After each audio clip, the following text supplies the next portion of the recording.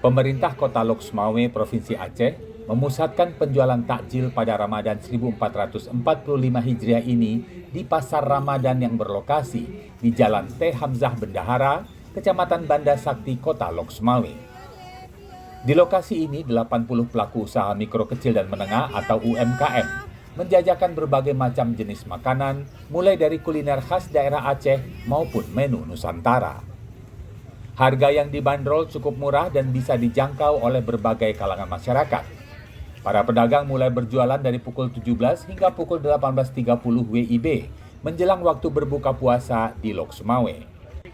Masyarakat tidak perlu khawatir terjebak macet saat berbelanja, karena pemerintah Kota Lok Sumawe telah menerapkan aturan tutup jalur bagi kendaraan bermotor, sehingga masyarakat bisa berjalan kaki untuk masuk ke area Pasar Ramadan ini.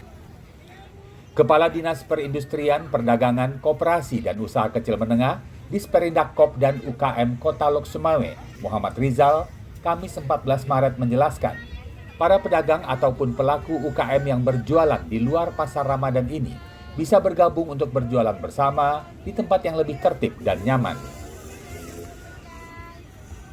Kita ingin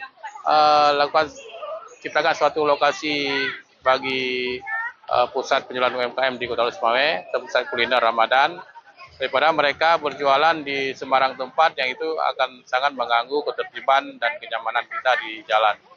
Ya, bagi kami para pengunjung lebih memudahkan bagi kami ke suatu lokasi untuk membeli cemilan atau menu buka puasa di bulan puasa Ramadan tahun ini. Oke, lokasinya cukup strategis nggak nih?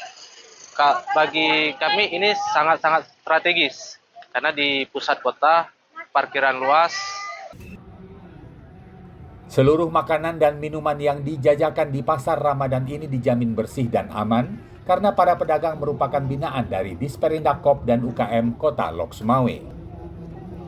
Keberadaan Pasar Ramadan ini turut memberikan kontribusi bagi pendapatan asli daerah atau PAD yang diserap melalui retribusi setiap pedagang. Dari Kota Lok Sumawe, Provinsi Aceh, Trifani, Kantor Berita Antara, mewartakan.